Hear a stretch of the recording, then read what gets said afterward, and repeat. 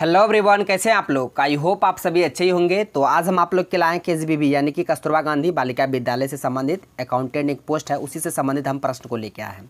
पिछले कई दिनों से बहुत सारे स्टूडेंट कमेंट किए थे, सर अकाउंटेंट से संबंधित प्रश्न को लेके आइए। तो आज हम लेके आए हैं, तो आप लोग वीडियो के अंत तक बने रहिएगा। आपके एग्जाम के लिए बहुत ही ज़्यादा इंपॉर्टेंट होंगे आज के सारे प्रश्न। पहला है कि भारत में स्थापित पहला बैंक कौन सा था। ठीक है, भारत में स्थापित पहला बैंक आपको बताना है। Bank of India, bank of Hindustan, फिर बैंक ऑफ इंडिया, आगरा का बैंक, इनमें से कोई नहीं। तो बता दे, भारत में स्थापित पहला जो बैंक था ये बैंक ऑफ हिंदुस्तान था। तो इसका करेक्ट आंसर ऑप्शन बी हो जाएगा। ठीक है, हम स्पीड से करा रहे हैं, आज प्रश्न बहुत सारे हैं तो आप लोग देखते चलिएगा। नेक्स्ट है कि सकल वेतन से कटौती मिलती है। अकाउंटेंट से संबंधित प्रश्न है, इसलिए थोड़ा हार्ड होगा, आप देखते चलिएगा। सकल वेतन से कटौती मिलती है। ऑप्शन में दिया व्यवसाय कर की, मनोरंजन कर की, आयकर की, ए और बी दोनों। तो इसका जो आंसर होगा ऑप्शन ए हो जाएगा, व्यवसाय कर की। सकल वेतन से कटौती मिलती है व्यवसाय कर की। ठीक है, याद रखिएगा। नेक्स्ट है कि भारत में कर निर्धारण वर्ष प्रारंभ होता है। भारत में जो कर निर्धारण वर्ष है वो कब से प्रारंभ होता है। ऑप्शन में दिया 1 जनवरी से, 1 अक्टूबर से, 1 अगस्त से, 1 अप्रैल से। तो इसका आंसर ऑप्शन डी हो जाएगा, 1 अप्रैल से भारत में कर निर्धारण वर्ष प्रारंभ होता है। इस बात को आपको ध्यान में रखना है। अब बढ़ते हैं अगले प्रश्न की ओर। प्रश्न है, किराया क्रय पद्धति के अंतर्गत ह्रास काटा जाता है। रोकड़ मूल्य पर, किराया क्रय मूल्य पर, बाजार मूल्य पर, उपयुक्त में से कोई नहीं। ठीक है, आपको बताना है किराया क्रय पद्धति के ह्रास काटा जाता है। इसका जो आंसर होगा ऑप्शन ए हो जाएगा, रोकड़ मूल्य पर। किस पर? रोकड़ मूल्य पर किराया क्रय पद्धति के अंतर्गत ह्रास को काटा जाता है। नेक्स्ट है कि एक गैर व्यापारिक संस्था के लिए भुगतान किया गया मानदेय होता है पूंजीगत व्यय, आय, आयगत व्यय, दायित्व। यानी कि एक गैर व्यापारिक संस्था के लिए जो भुगतान किया गया मानदेय होता है वो क्या होता है? पूंजीगत व्यय होता है, आय होता है, आयगत व्यय होता है कि दायित्व होता है। तो इसका करेक्ट आंसर ऑप्शन सी हो जाएगा, आयगत व्यय होता है। एक गैर व्यापारिक संस्था के लिए भुगतान किया गया मानदेय आयगत व्यय होता है, याद रखिएगा। नेक्स्ट है कि निम्नलिखित में से प्रमाणकों में क्या होना चाहिए। निम्नलिखित में से प्रमाणकों में क्या होना चाहिए? तिथि होना चाहिए, रकम होना चाहिए, हस्ताक्षर होना चाहिए कि ये सभी होना चाहिए। ठीक है, याद रखिएगा, प्रमाणकों में ये सभी होना चाहिए। तिथि भी होना चाहिए, रकम भी होना चाहिए, हस्ताक्षर भी होना चाहिए। इसका आंसर ऑप्शन डी हो जाएगा, ये सभी। नेक्स्ट है कि ऋण पत्रधारी प्राप्त करते हैं लाभांश, ब्याज, लाभ, उपयुक्त में से कोई नहीं। जो ऋण पत्रधारी होते हैं वो प्राप्त करते हैं ब्याज को। क्या? ब्याज को। तो इसका आंसर ऑप्शन बी हो जाएगा, ब्याज, इंटरेस्ट। नेक्स्ट है कि पूंजी लाभ एक लाभ है जो होता है। प्रश्न कर रहा है कि जो पूंजी है वो लाभ है, एक लाभ है। पूंजी लाभ एक लाभ है जो होता है व्यक्तिगत कार्य के हस्तांतरण पर, घरेलू फर्नीचर को हस्तांतरित करने पर, पूंजी संपत्ति के हस्तांतरण पर, व्यापारिक रतिया के हस्तांतरण पर। इसका आंसर क्या होगा? तो देखिए,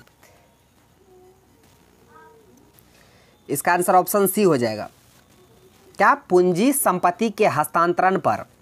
पूंजी लाभ एक लाभ है जो होता है पूंजी संपत्ति के हस्तांतरण पर। ठीक है, याद रखिएगा, इसका आंसर ऑप्शन सी हो गया। नेक्स्ट है कि लेखांकन का स्वीकृत आधार है। जो लेखांकन किया जाता है उसका स्वीकृत का आधार क्या है? नकद आधार, समीकरण आधार, उपार्जित आधार, आय एवं व्यय आधार। इसका आंसर आपको बताना है।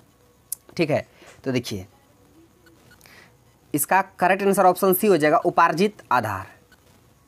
कौन सा आधार होना चाहिए? स्वीकृत उपार्जित आधार। याद रखिएगा, लेखांकन का स्वीकृत आधार है उपार्जित आधार। नेक्स्ट है कि मोहन को मशीन की स्थापना करने के लिए भुगतान की गई मजदूरी को किस नाम से लिखा जाना चाहिए। ठीक है, मोहन को मशीन की स्थापना के लिए भुगतान की गई जो मजदूरी दिया जाता है उसे किस नाम से लिखा जाना चाहिए। ऑप्शन में दिया मजदूरी खाता में, मशीन खाता में, मोहन का खाता या नकदी खाता। तो याद रखिएगा, मोहन को जो मशीन की स्थापना के लिए जो भुगतान किया गया था मजदूरी, उसको हम मशीन खाता में लिखेंगे। तो इसका आंसर ऑप्शन बी हो जाएगा, मशीन खाता। नेक्स्ट है कि वित्तीय विवरण होते हैं प्रत्याशित तथ्य, अभिलिखित तथ्य, थोड़ा तबीयत खराब है, अनुमानित तथ्य, बी और सी दोनों। अब इसका आंसर आपको बताना है, क्या हो जाएगा? ऑप्शन सी इसका करेक्ट आंसर हो जाएगा, अनुमानित तथ्य। जो वित्तीय विवरण होते हैं वे अनुमानित तथ्य होते हैं, प्रत्याशित नहीं होते हैं, अभिलिखित भी नहीं होते हैं। बी और सी वो भी करेगा, तो इसका आंसर ऑप्शन सी हो जाएगा, अनुमानित तथ्य होते हैं। नेक्स्ट है कि कर्मचारी को दिए गए जो बोनस होता है का लेखा किया जाएगा। कर्मचारी को दिए जाने वाले बोनस का लेखा कहाँ किया जाएगा? व्यापार खाते में किया जाएगा, लाभ हानि खाते में, लाभ हानि नियोजन खाते में, उपयुक्त में से कोई नहीं। ठीक, याद रखिएगा, जो कर्मचारी को बोनस दिया जाता है उस बोनस को किस खाते में लिखा जाएगा? तो इसका आंसर होगा ऑप्शन बी, यानी कि लाभ हानि खाते में लिखा जाएगा। जो भी कर्मचारी है उसको जो बोनस मिलता है उस बोनस को लाभ हानि खाते में लिखा जाएगा, मेंटेन किया जाएगा। इसको आपको याद रखना है, ऑप्शन बी इसका करेक्ट आंसर हो जाएगा। नेक्स्ट है कि डेबिट कार्ड जारी किया जाता है केवल आयकर दाता के लिए, केवल पेशेवर के लिए, केवल महिलाएं के लिए, सभी किसान के लिए, सभी बचत खाते के लिए। तो याद रखिएगा, जो डेबिट कार्ड जारी किया जाता है उसको सभी बचत खाते के लिए। तो इसका आंसर ऑप्शन क्या हो जाएगा? ई हो जाएगा, सभी बचत खाते के लिए डेबिट कार्ड जारी किया जाता है। नेक्स्ट है कि इरडा का मुख्यालय कहाँ स्थित है?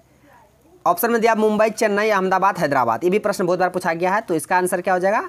हैदराबाद। हैदराबाद तेलंगाना का राजधानी है, याद रखिएगा। तो इसका आंसर ऑप्शन डी हो जाएगा, हैदराबाद। तो इरडा का मुख्यालय कहाँ है? हैदराबाद में, हेडक्वार्टर। नेक्स्ट है कि भारत में आर्थिक नियोजन की अवधारणा डॉट डॉट देश से ली गई है। आर्थिक नियोजन की अवधारणा किस देश से ली गई है? ऑप्शन में दिया अमेरिका, ब्रिटेन, ऑस्ट्रेलिया, रूस। तो इसका आंसर ऑप्शन डी हो जाएगा, रूस देश से आर्थिक नियोजन की अवधारणा को लिया गया, प्रक्रिया को। तो इसका आंसर ऑप्शन क्या हो जाएगा? डी, रूस। नेक्स्ट है कि यदि चेक का भुगतान उसी शहर में किसी बैंक के द्वारा जारी किया जाता है तो चेक को बुलाया जाएगा out station check, local check, at par check, none of these. यानी कि यदि चेक का भुगतान उसी शहर में किसी बैंक द्वारा जारी किया जाता है, ठीक है, चेक का भुगतान उसी शहर में किसी बैंक के द्वारा जारी किया जाएगा तो उस चेक को कहेंगे हम लोग लोकल चेक। क्या कहेंगे? Local check. इसका आंसर ऑप्शन बी हो जाएगा। नेक्स्ट, ये आज का लास्ट प्रश्न है। देय मजदूरी है व्यक्तिगत खाता, वास्तविक खाता, नाममात्र खाता, उपयुक्त, सभी। आपको बताना है कि देय मजदूरी क्या होता है। इसका आंसर ऑप्शन ए हो जाएगा, व्यक्तिगत खाता। तो देय मजदूरी व्यक्तिगत खाता है। सारे प्रश्न को हम बता दिए, एक बार फिर से हम रिपीट करते हैं सारे प्रश्न को। देय मजदूरी व्यक्तिगत खाता होता है। यदि चेक का भुगतान उसी शहर में किसी बैंक के द्वारा जारी किया जाता है उस चेक को लोकल चेक कहेंगे। भारत में आर्थिक नियोजन की अवधारणा रूस से लिया गया है। इरडा का मुख्यालय हैदराबाद में है। डेबिट कार्ड जारी किया जाता है सभी बचत खाते के लिए। कर्मचारी को दिए गए बोनस को लिखा किस में जाएगा? लाभ हानि खाते में। उसके बाद है वित्तीय विवरण होते हैं, अनुमानित तथ्य होते हैं, ठीक है, याद रखिएगा। मोहन को किसी मशीन की स्थापना के लिए जो मजदूरी दिया जाता है उसे हम मशीन खाते में लिखेंगे। नेक्स्ट, लेखांकन की स्वीकृत आधार होता है उपार्जित आधार। पूंजी लाभ एक लाभ है जो होता है पूंजी संपत्ति के हस्तांतरण पर। उसके बाद नेक्स्ट है कि ऋण पत्रधारी प्राप्त करते हैं ब्याज, इंटरेस्ट। निम्नलिखित में से प्रमाणकों में क्या होना चाहिए? तो तिथि भी होना चाहिए, रकम भी होना चाहिए, उसका हस्ताक्षर सिग्नेचर भी होना चाहिए। तो इसका आंसर ऑप्शन सभी हो जाएगा। एक गैर व्यापारिक संस्था के लिए भुगतान किया गया जो मानदेय होता है उसे हम लोग क्या बोलेंगे? तो आयगत व्यय। क्या? आयगत व्यय। नेक्स्ट है कि किराया क्रय पद्धति के अंतर्गत ह्रास काटा जाता है रोकड़ मूल्य पर। अब भारत में कर निर्धारण का जो वर्ष होता है प्रारंभ होता है 1 अप्रैल से। उसके बाद सकल वेतन से कटौती मिलती है व्यवसाय कर की। अब भारत में पहला स्थापित बैंक, बैंक ऑफ हिंदुस्तान। ये आज का सारे प्रश्न था जो हम आपको बहुत ही कम समय में बता दिए। आई होप आपको वीडियो पसंद आया होगा। यदि वीडियो पसंद आया तो मेरा वीडियो को लाइक कीजिए तथा मेरा यूट्यूब चैनल कर दीजिए जिस को सब्सक्राइब करें और बेल आइकन को भी हिट कर दीजिए ताकि हर एक लेटेस्ट वीडियो का नोटिफिकेशन तुरंत आप तक पहुँच जाए। Thanks for watching video. धन्यवाद। अब मिलते हैं नेक्स्ट वीडियो में नेक्स्ट टॉपिक के साथ। तब तक के लिए जय हिंद।